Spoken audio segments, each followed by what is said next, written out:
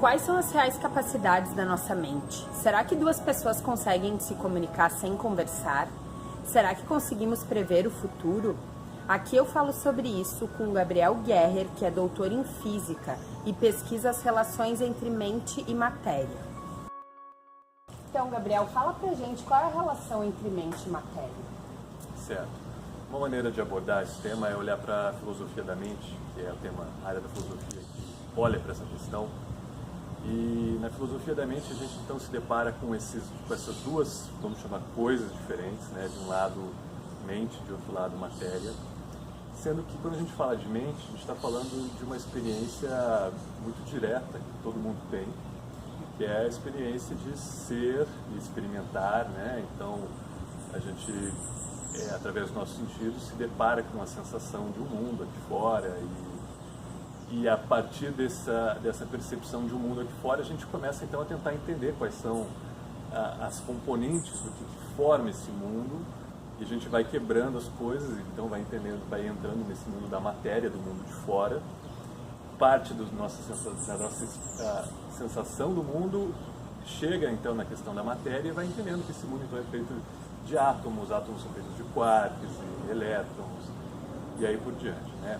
E aí, nesse ponto, muitas vezes a gente faz um salto, então a gente parte dessa experiência interna, decodifica o mundo aqui fora, e a gente faz um salto de falar, então, o que é mais fundamental é esse mundo de fora, e esse mundo de fora daria, então, origem, em primeira instância, a essa experiência. A gente está falando, nesse caso, da visão, dessa filosofia da mente, que é a visão materialista, que vai falar que a matéria, então, é o que existe de mais fundamental.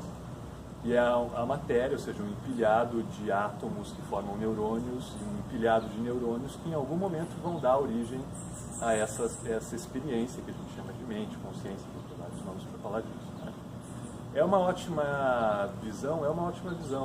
A maior dificuldade só em relação a isso é que até então ninguém conseguiu mostrar exatamente em que ponto que a gente empilha uma série de coisas que não tem nenhum tipo de experiência interna e surge algo que tem experiência interna, ou seja, onde que acontece essa transição. Até então ninguém conseguiu demonstrar isso, né?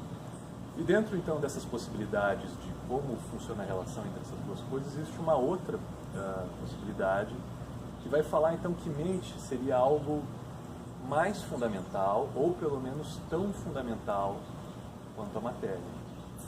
Então se faz nesse caso analogias como um sonho, por exemplo. Se fala, a gente sonha à noite, e nos nossos sonhos surgem mundos e sensações de coisas que parecem ser muito reais e eventualmente ter uma certa solidez ali e tal. E aí a pergunta que se faz é: quem diz que isso aqui não é um tipo de sonho?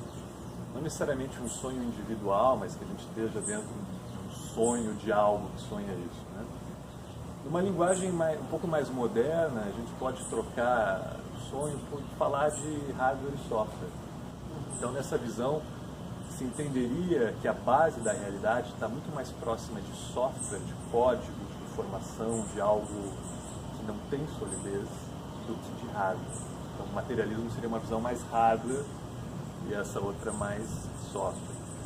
Tem uma outra analogia mais moderna para falar dessa visão, que pode parecer muito estranha, mas enfim, é possível também, de que a realidade virtual é um ótimo exemplo. Então, se você coloca um óculos de realidade virtual, e supõe que a gente vai evoluindo essa tecnologia e em um momento ela fica tão boa que você coloca esse óculos e você se depara com outro mundo tridimensional e tem muitas coisas ali.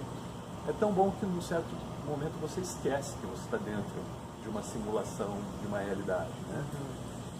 Se isso acontece, a gente pode, como a gente sabe que tem uma realidade virtual, esse óculos por trás, a gente sabe que a coisa que experiencia esse mundo, as causas, a origem que explica essa coisa, ela não pode ser descrita pelo que está acontecendo dentro da simulação, da realidade virtual.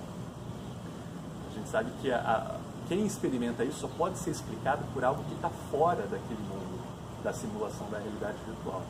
Então a gente pega essa mesma ideia e traz para a gente.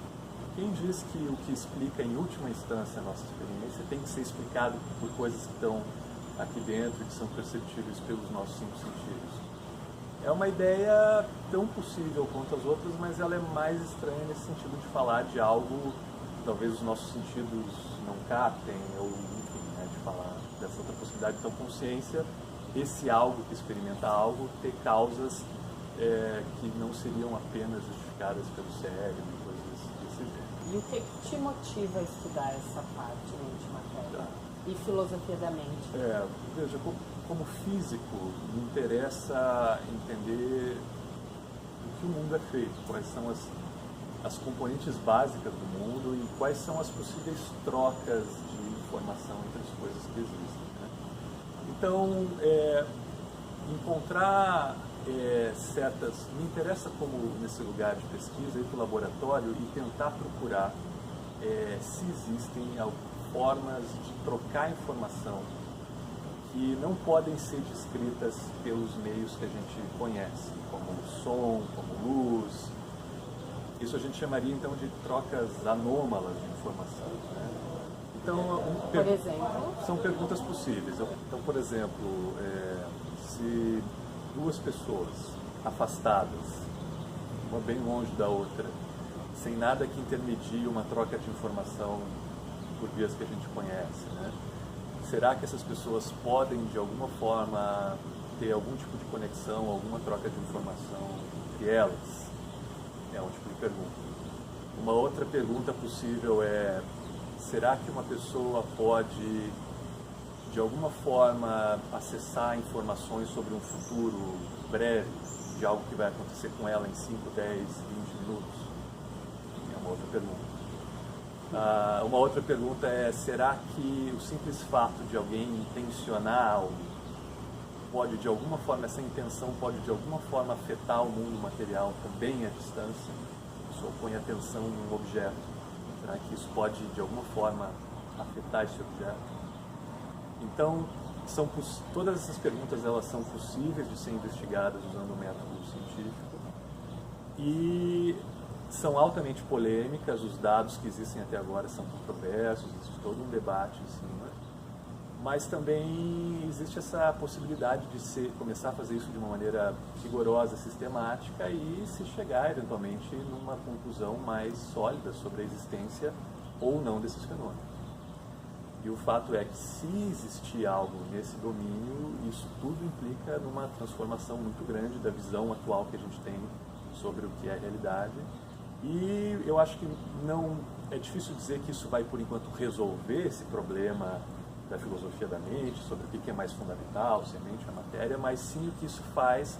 Esses dados eles podem trazer desafios muito grandes para essas visões, principalmente a visão materialista, no qual a gente entende que se a consciência é um produto do cérebro, e cérebro atualmente é entendido dentro do domínio da física clássica, e então, se é física clássica, todas as trocas de informação entre pessoas têm que acontecer mediadas por alguma coisa que viaja dentro do espaço por uma certa velocidade, seja o som, seja a luz, seja a internet, o WhatsApp, por exemplo, tá?